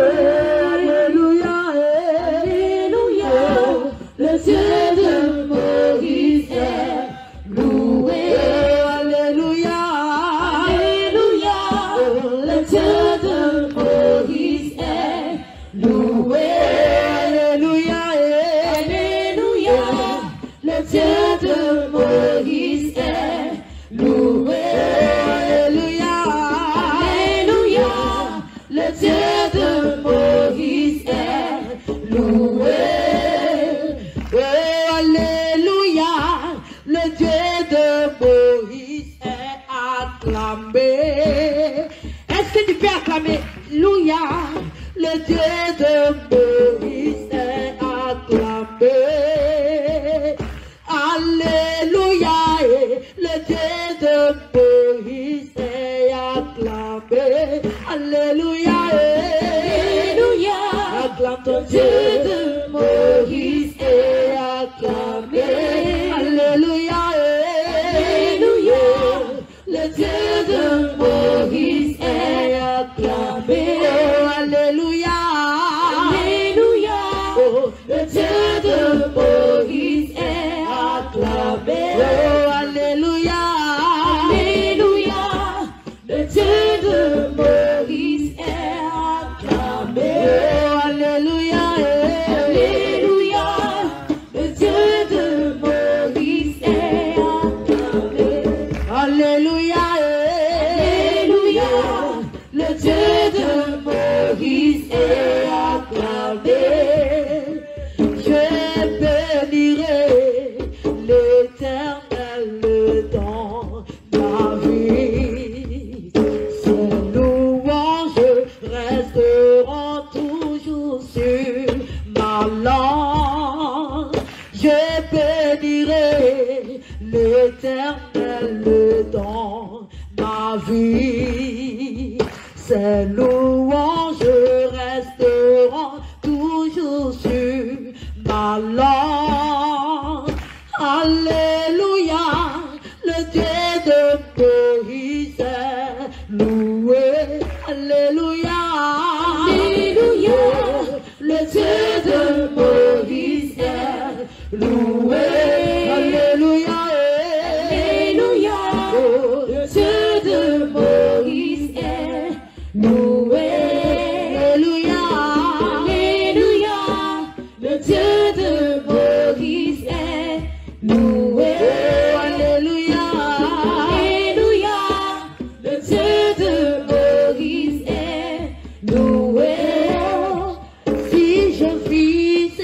sa grâce, que la gloire lui revienne. Si je vis, c'est pas sa grâce, que la gloire lui revienne. Bon Jésus est vivant, il a renouvelé tout en moi. Si je vis, c'est pas sa grâce, que la gloire lui revienne. Oh, si je vis, c'est pas sa grâce, que la gloire lui revienne. Oh, mon Jésus est vivant, il a renouvelé tout en moi. Si je vis, c'est pas sa grâce, que la gloire lui revienne.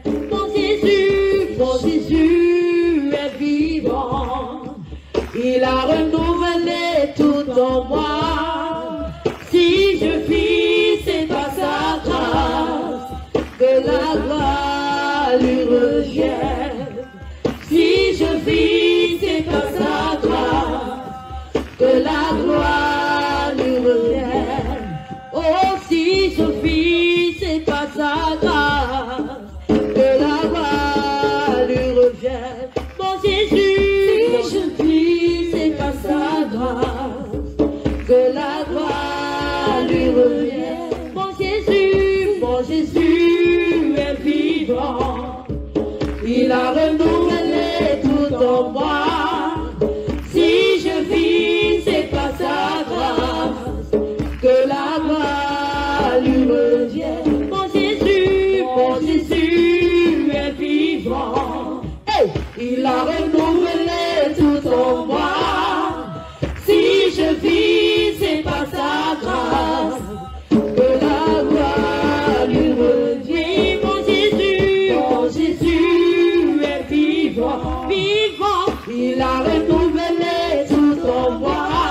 Hey, si je vis, c'est pas sa grâce, que la gloire lui revient. Si je vis, c'est pas sa grâce, que la gloire lui revient. Si je vis, c'est pas sa grâce, que la gloire lui revient. Mon Jésus est vivant, hey, il a renouvelé tout en moi. Si je vis, c'est pas sa grâce, que la gloire lui revienne.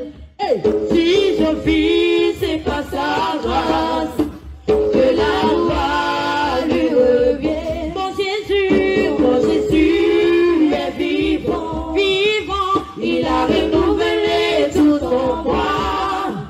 Si je vis, c'est pas sa grâce, que la gloire lui revienne. Si je vis, c'est pas sa grâce, que la gloire lui revienne. Mon Jésus est vivant, il a renouvelé tout en moi. Si je vis, c'est pas sa grâce, que la gloire lui revienne. Si je vis, c'est pas sa grâce, que la gloire lui revient. Mon Jésus est vivant, il a renouvelé tout en moi. Si je vis, c'est pas sa grâce, que la gloire lui revienne. Si je vis, c'est pas sa grâce, que la gloire lui revienne. Si je vis, c'est pas sa grâce, que la gloire lui revienne. Si je vis, c'est pas sa grâce, que la gloire lui revienne. Je te rends gloire, Seigneur, je te rends gloire, Seigneur, je te rends gloire, Seigneur, je te rends gloire, Seigneur, je te rends gloire, Seigneur, je te rends gloire, Seigneur, je te rends gloire. gloire, Yahweh. Je te rends gloire, Seigneur, pour la vie que tu m'as donnée, Seigneur, pour la vie que tu m'as donnée, Seigneur, pour la vie que tu m'as donnée, Seigneur, je te rends gloire, Seigneur, je te rends gloire, Seigneur, je te rends gloire, Seigneur, je te rends gloire, Yahweh, Seigneur,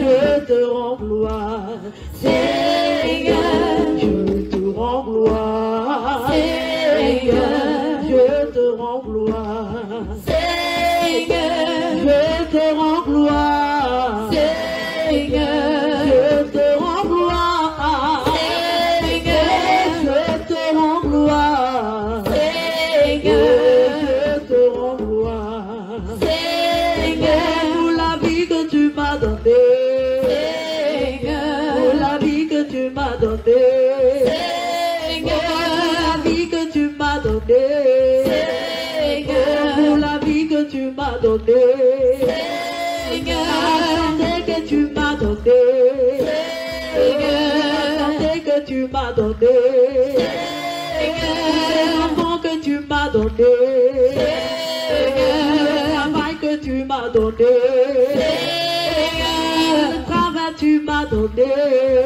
Seigneur, je te rends gloire, Seigneur, je te rends gloire, Seigneur, je te rends gloire, Seigneur, je te rends gloire, Seigneur, je te rends gloire, Seigneur, je te rends gloire, Seigneur, je te rends gloire, Seigneur, je te rends gloire, Seigneur, je te rends gloire, Seigneur, le pardon tu m'as donné, Seigneur, le pardon que tu m'as donné, Seigneur, la repentance tu m'as donné, Seigneur, la vie que tu m'as donnée, Seigneur, je te rends gloire, Seigneur, je te rends gloire,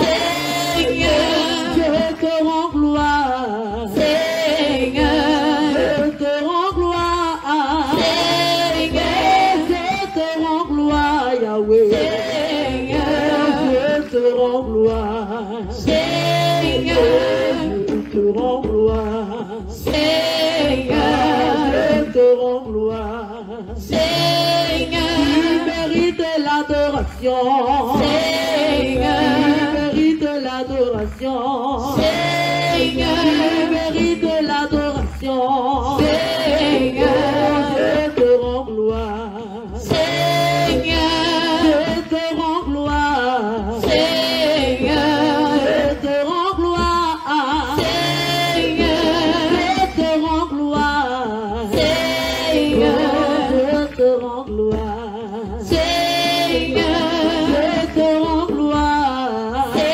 Seigneur, je te rends gloire, Seigneur, pour la vie que tu m'as donnée, Seigneur, la vie que tu m'as donnée, Seigneur, la paix que tu m'as donnée, Seigneur, la paix que tu m'as donnée, Seigneur, la joie que tu m'as donnée,